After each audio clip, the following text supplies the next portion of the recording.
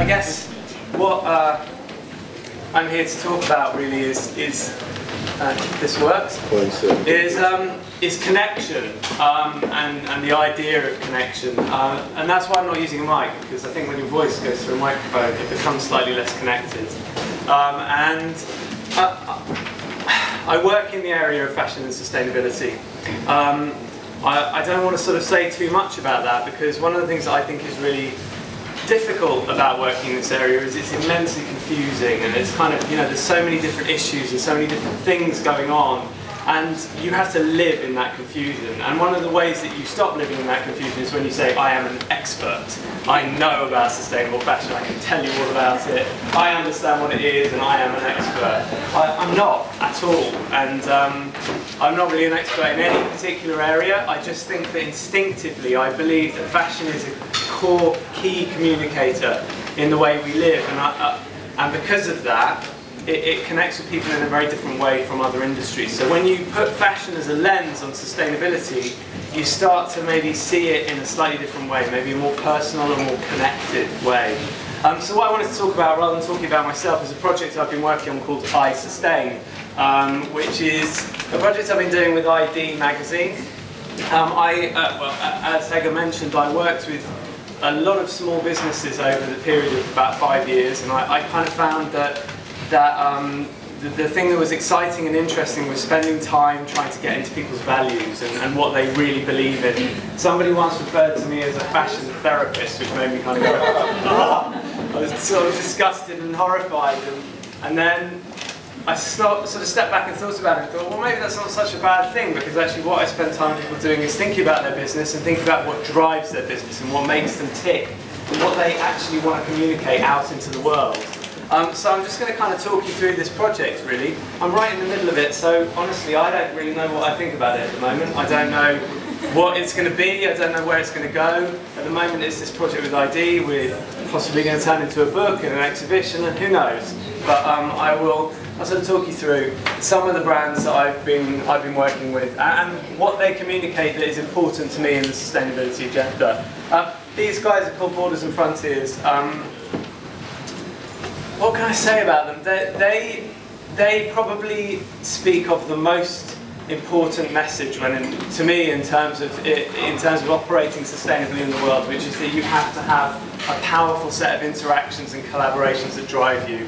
I sustain, yes, but kind of we sustain, really. So it comes from your personal creativity, it's driven by your aesthetics, but it's about the people you collaborate with and how you bring what they do into what you do. Elena mentioned that, actually. So I just put a quote up from them. You can ponder it. I'm going to take Matilda's approach and just let you think about that. Sustainability is about collaboration. It is about the interactions in society. It's not just a material thing. It's not just about let's make a better product. It's actually about let's have better relationships. Let's work in a better way. This is the next one that I wanted to talk about. This is a brand called Partimi. I suppose for me, the thing you have to do when you start to think about how you work differently is you have to look at where you were, you have to look at where you are now and what's relevant and possible, and you have to look ahead at where you're going. That picture kind of summed that up for me a bit. It sort of has a taste of the past, and yet it's kind of coming towards you as well, and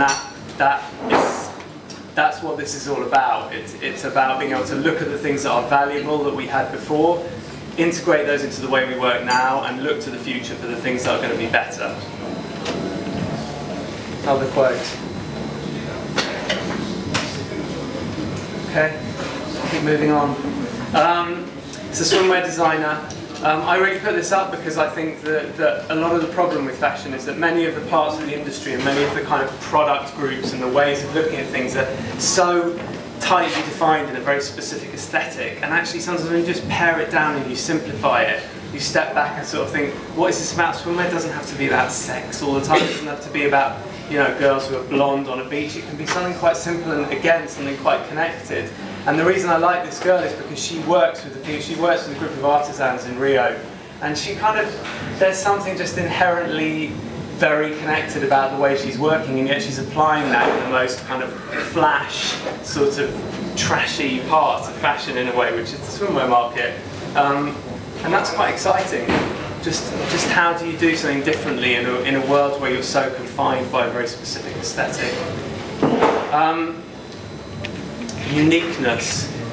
We mustn't, okay, this is the one thing that I would like everyone to take away from today. One of the things that I've heard recently people say to me, which makes my blood boil and it makes me so upset, is this idea that sustainable fashion should just be looking like fashion. What does that even mean? You know, it's not about creating the same thing with a different set of materials. It's about creating something new, something unique, something that engages people in the world in a different way. If you're just making the same thing but with organic cotton, or the same thing but with recycled polyester. Sorry, Claire, I don't mean that badly at all. Around somewhere. I really don't. I just think we have to uncouple, we have to dematerialise our thinking. It isn't always about product, and we've got to remember what is unique. And to me, you know, many people won't wear this, and this is the accusation that gets fired at me all the time. You know, it's not relevant, it's not something that people can actually engage with. But is that what we're aiming for? Not all the time. No, we have to keep creating something that's new and unique and different, which isn't in the way that fast fashion creates it. Something that genuinely comes from us and our values. Michelle does that for me. She's been around for a long time, but she does it. Localism. I'm sure many people have mentioned this already this evening, but the idea that actually when we reconnect with the process, when we reconnect with the makers and the people who generate all these things that we wear and use every day, we kind of start to have a completely different relationship with it. That to me is the key. Okay, I'm getting moved on. I might just move quite quickly through these. Science, technology, hugely important. We have to be connected with science and technology, thinking about how that is going to inform our behaviour. Again, I think this is really just about, I put this image on just because I wanted to come back to the idea of collaboration. Who are the people who are going to help us to think differently? Who are the people who are going to help us to achieve what we want to achieve? And then finally, the idea that we have to be generous with fashion. Fashion is a very ungenerous industry. It's an industry where we protect and hide everything all the time. You know, I have conversations with people all the time. They want me to sign an NDA. They want me to kind of, you know, they want, everything is about protecting and keeping. And actually, the reality is that what we've got to do is generously start to share innovation, see things as pre-competitive advantage. That actually, that's a key thing. I know that doesn't maybe speak to you as consumers, but hopefully there are some people who work in the fashion industry that you kind of get that. And then lastly, really, for me, fashion is about shifting culture all the time. You know, fashion operates at the edge of culture. It should operate at the edge of culture. And so, what do we want to change? Elena mentioned already, I did this shoot with some Paralympians. Elena mentioned the thing about technology enhancing us and moving us to a new place and challenging the preconceptions of what it means for something to be disabled. Sustainable fashion in its current context has often been seen as the disabled cousin of main fashion. You know, it's held down by the fact that, you know, we have to do things in the right way. Sustainability is an innovation driver. It's the thing that can make us really, you know, it's the thing that we have to all engage with, and it can change the world. So we should apply that in the way we make fashion. And I just put that up because I wrote that. The others were quotes from here. So yeah, good design has always been and will always be about solving a problem. Fashion should be inspiring, evocative and beautiful. And I'll leave you with that. And my question was, what was my question? Oh yeah, how can we fashion a better future? That was my question. Here you go.